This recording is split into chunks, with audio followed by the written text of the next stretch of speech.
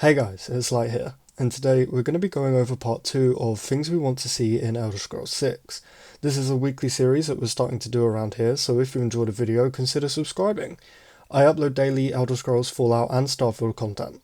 Also, if you enjoy the video, please do hit like. It massively helps out smaller channels like myself more than you can imagine.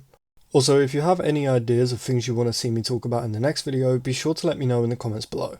Also, I just want to really quickly say that I am a little bit under the weather, so if I sound weird in this video, that's why. Okay, with all that said and done, let's get into the video. So as always, these are in no particular order. Last time I spoke about horses, and how I'd like to see Bethesda take some inspiration from Red Dead Redemption 2 when it came to horses. Another thing I'd love to see Bethesda take inspiration from when it comes to Red Dead Redemption 2 is hunting. I'd love to see a kind of book that shows animals or beasts we've found and hunted.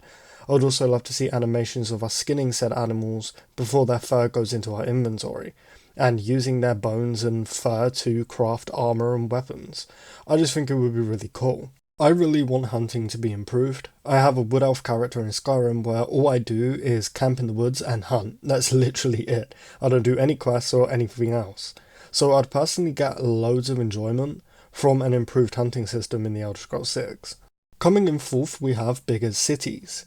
Whenever you read about the lore of Elder Scrolls, it speaks of these great walled cities. However, they've all been pretty small in previous Elder Scrolls games. Obviously this is because of limitations, but every city in Skyrim just felt like a big town besides maybe Solitude and kind of Windhelm. I would love to see bigger cities, even if this means we get fewer of them.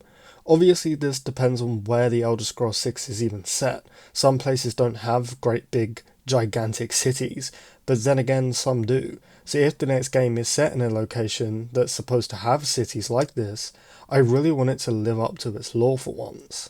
Next, I'd love to see noticeable changes and perks in different races. In Skyrim, the changes between races barely felt any different. Maybe if I'm a wood elf, let me collect twice as many pelts and meats from hunted animals. Or even better, let me collect the animal's bones to create unique armor that only wood elves can create.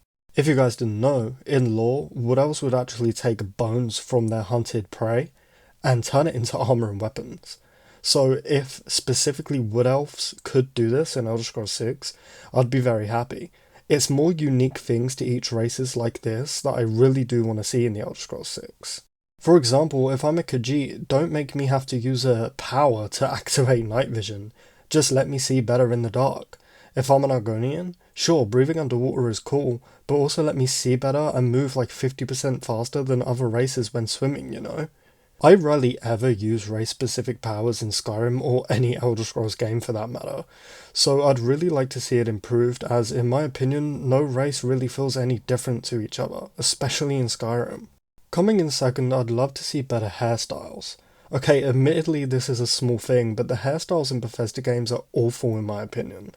There's always like 5 good ones and 15 awful ones. Bethesda have seen the types of hairstyles that we'd like to see in Elder Scrolls games due to the amount of hairstyle mods out there. They're some of the most popular mods. I really want Bethesda to take a long look at these mods and take inspiration from them. Because honestly, I get really bored of using the same 4 or 5 hairstyles in every Elder Scrolls game and Fallout games because the rest are shit, at least in my opinion. And lastly, we have guilds. More specifically, stop making me the leader of every damn faction I come across. 2 quests into the Dark Brotherhood quest, it's like, oh, you're the listener. And like every time you do a quest for either the Empire or the Stormcloaks, you rank up. Like, I didn't do anything that the other NPCs didn't do with me. Why am I the only one getting promoted 17 times a day? Also, this is kind of a fun fact, but did you know that you can completely fuck up the Thieves Guild quest? I mean, you can literally do the complete opposite of what Brynjolf tells you to do, and he still sits there talking to Mercer saying, I've just got a feeling about this one. Like, why? I literally pissed over your entire operation. And Fallout 4 suffers from the same problem. You save the Minutemen, help some random farmers, and all of a sudden Preston suddenly trusts you to become the general and gives you complete dominance and control over the Minutemen's every move.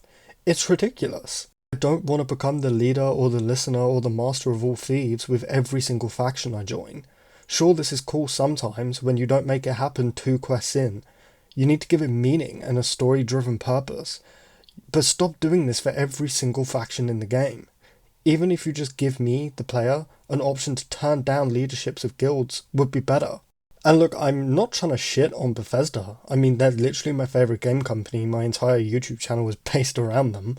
But one of my biggest pet peeves with their games is how, with every faction, and I love the majority of the factions, but with every single faction, you become the leader, or the prophet of the faction, or whatever. It just really bugs me, so I really want to see this stop. Anyway guys, that does do it for today's video. I really enjoy making this series and I'm definitely going to upload part 3 next week, so if you do have any suggestions that you want to see me talk about in part 3, let me know in the comments below. And as always, if you enjoyed the video, please remember to hit like and consider subscribing. I upload Elder Scrolls Fallout and Starfield content and we're really hoping to hit 300 subscribers here soon, so it would really mean the world. With that said and done, thank you all for watching and I really hope to see you in the next one.